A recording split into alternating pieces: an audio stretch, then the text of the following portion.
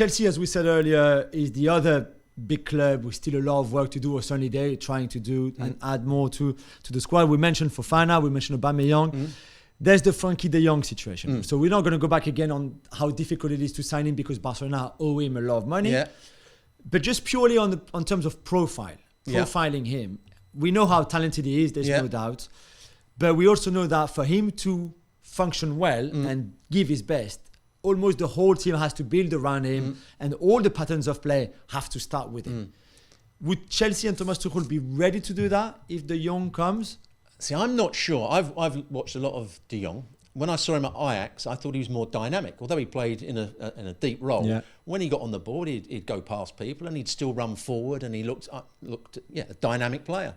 When I see him play for Barcelona, it's stop and pass the ball, and he plays at a slow pace. When Xavi first came to the club, he got him to make more forward runs, and he looked a goal threat.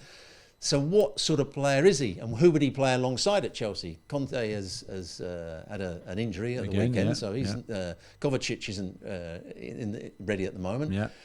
Jorginho is a player that sits in front and is not a good athlete, and wants to just get on the ball and pass it, 10 yards, and does that job quite well.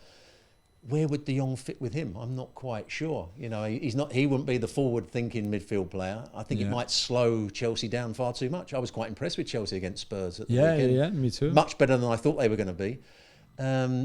So, if you were replacing Jorginho with Frenkie de Jong, I could see it working. Yeah. Conte is injured at the moment, and it looks as though it could be 3 or 4 weeks. Yeah. So that might not be the best signing. Okay, for this last bit. You are my sporting director, okay? Yeah. I own Arsenal. Yeah.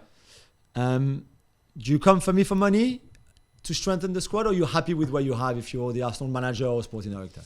If I was the Arsenal manager now, and I'm going to come to you as the sporting director, I think first of all you're on far too much money, and you're so not. Yes, so am I. Yeah, but we don't talk about that. What I would be looking at as Arteta now would be an experienced player to keep all the young players in check. A good experienced player. Yeah. Somebody that's done it, that can still be very effective, but's going to be a good character. When you talk about getting old players in, sometimes they look after themselves. They're not good characters. He needs somebody who's going to keep some of these young players in check and be a bit of a leader for them, because that's what Arsenal, I think, have been lacking over the years. Yeah. Arsenal and Arteta looking, and with Jesus coming in, Zinchenko coming in as well, at the moment they look a very good side. Yeah. They look full of spirit, they look happy, they look hungry.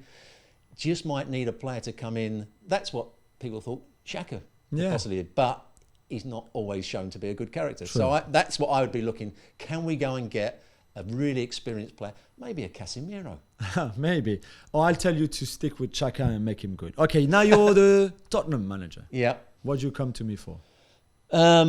He's already come to the chief executive about players who he's not playing in the team at the moment. Yeah. He's obviously bought them as squad players at the moment. He's going to try and progress them, and then eventually they'll get into the side. Would you be happy with this squad and don't need any more? We've mentioned Zaniolo. I'm not sure he needs a creative midfield player, because I'm not sure where he'd play at the moment, because you've got Kane, Son, Kulusevski has been excellent. Richarlison came on and gave them more dynamism going forward. He's talking about eventually playing Lucas Moura as a wing back, Perisic as the other wing back. Yeah. So I think you either need I would say another centre back. That would be the area.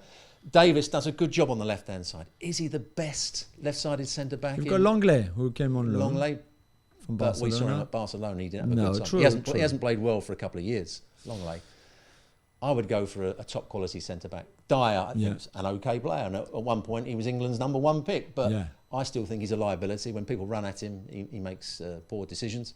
So that would be the area I would say Tottenham need to improve. Okay. You're the Liverpool manager now. Are you happy with what you have, or could you move for a midfielder considering Cantara injury again, and that maybe you still haven't really replaced Gini Wijnaldum? No, I think I'd be quite happy with what I've got at the moment. You know, Milner can still come on and do a decent job. Henderson, he's not everybody's cup of tea, but he still brings that enthusiasm and dynamism to the side. Fabinho is still a good holding midfield player.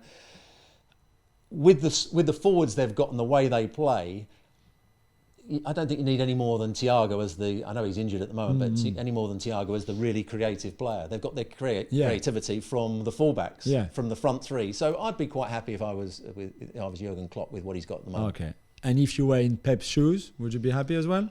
Absolutely. I think Pep Guardiola has got a lot of players at his disposal. He can swap and change the team at a regular basis. I think if I was the manager, I'd want to get more out of one or two of the players he's got. Particularly the one they bought for £100 million a little while ago last season. He needs to do more out on the left-hand side. But I think I'd be very happy with the squad he's got at the moment. Thanks so much for watching ESPN on YouTube. And for more sports highlights and analysis, be sure to download the ESPN app. And for premium content and live streaming, subscribe to ESPN Plus.